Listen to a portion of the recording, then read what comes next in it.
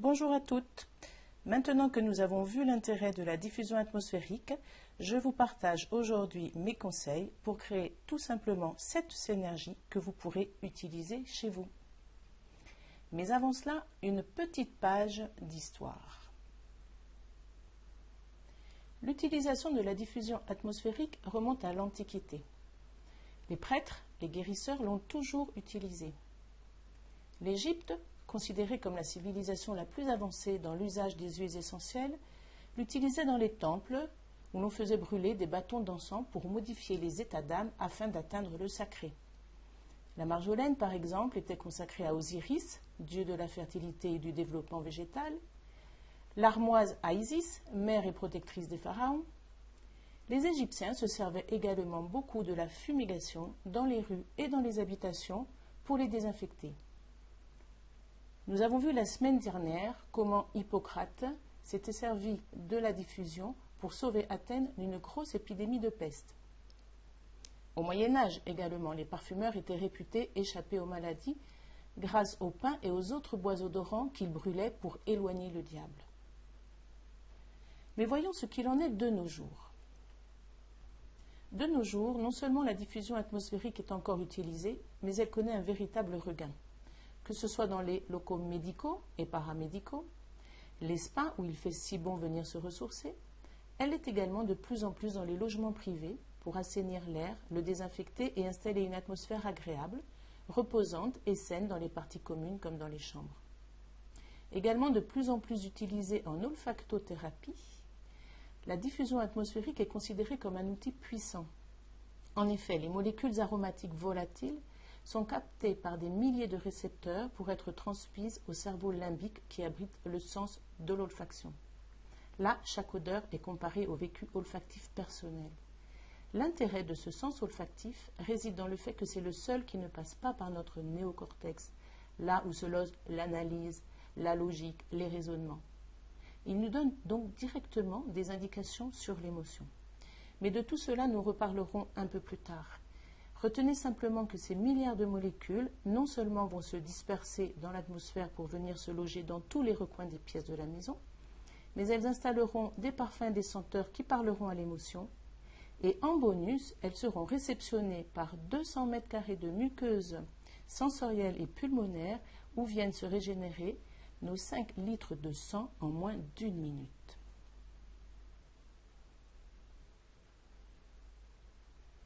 Mais quelles sont les huiles essentielles que l'on peut diffuser, comment et à quelle fin? Attention, il y a quelques précautions à prendre. Toutes les huiles essentielles ne sont pas diffusibles et certaines personnes nécessitent des précautions.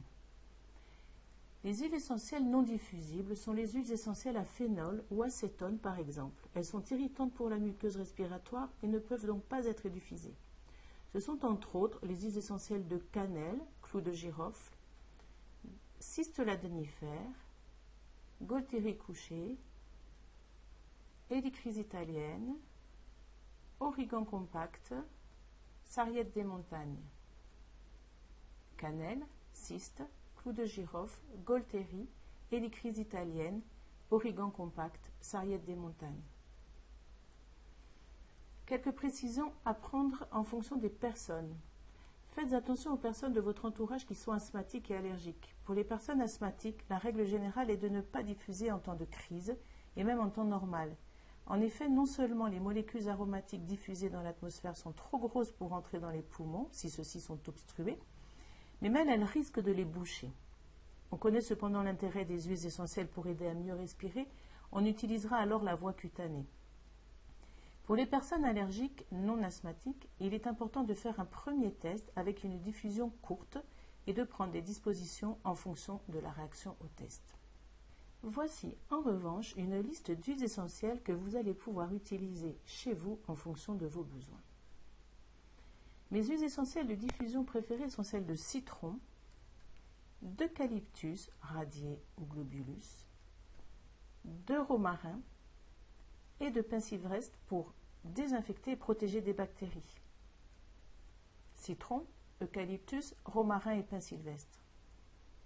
De mandarine, de lavande fine, de petits grains bigarades pour apaiser, de citron, de pamplemousse et de menthe poivrée pour tonifier. Mandarine, lavande fine, petit grain bigarade pour calmer et apaiser, pamplemousse, citron et menthe poivrée pour tonifier. Une bonne base pour vos synergies sera l'huile essentielle de lavandin super. Elle procure bien-être, relaxation, tonicité, air pur. On en profitera donc pour l'utiliser de façon assez habituelle. Je vous présente 7 exemples de synergie. La synergie instant pur, la synergie instant aérien, la synergie instant PEPS, la synergie instant zen pour adultes, la synergie instant zen enfant, la synergie instant bébé calme et la synergie instant SSI, soirée sans insectes. Pour la synergie instant pur qui désinfecte, qui aseptise et qui diminue les risques de contagion en période d'épidémie, vous utiliserez le lavandin super, l'eucalyptus radié ou globulus et le citron. Lavandin super, eucalyptus radié ou globulus, citron. Pour la synergie instant aérien qui traite des problèmes de la sphère ORL, vous utiliserez le lavandin super, l'eucalyptus radié ou globulus, le romarin cinéole et le pin sylvestre. Lavandin super, eucalyptus radié ou globulus, romarin et pin sylvestre. Pour l'instant PEPS qui tonifie et qui revitalise, vous prendrez le lavandin, le romarin, l'amande poivrée et le citron. Lavandin super, romarin cinéole, citron et menthe poivrée. Attention, l'amande poivrée en faible proportion parce que c'est une huile essentielle très puissante. Pour l'instant zen qui apaise et qui ressource les adultes, vous utiliserez la mandarine, la verveine, le santal, la lavande fine, le petit grain et l'ilang-ilang. Mandarine, verveine, ylang-ylang, lavande fine, petit grain bigarade et santal. Pour l'instant zen qui calme et qui relaxe les enfants, vous utiliserez le lavandin, le géranium, le néroli et le ravintsara. Lavandin super, géranium rosa, néroli, ravintsara. Pour l'instant bébé calme qui apaise et qui rassure, vous utiliserez le lavandin, le géranium, la mandarine et l'ilang-ilang. Lavandin super, géranium rosa, mandarine et ylang-ylang. Et enfin, pour l'instant SSI, soirée sans insectes, vous pourrez utiliser l'eucalyptus citronné, la citronnelle, le géranium odorant et la lavande aspic. Eucalyptus citronné, géranium odorant, citronnelle et lavande aspic.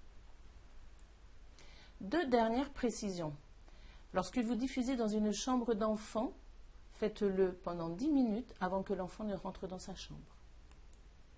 Nul besoin de mettre énormément de gouttes. 3 ou 4 gouttes suffisent en général. Il vaut mieux répéter l'opération à chaque diffusion. Voilà, vous savez tout. C'est à vous. C'était Claude du site montelavande.com. Si vous souhaitez approfondir vos connaissances en aromathérapie, cliquez sur le logo ou sur le nom du site et je vous dis à bientôt.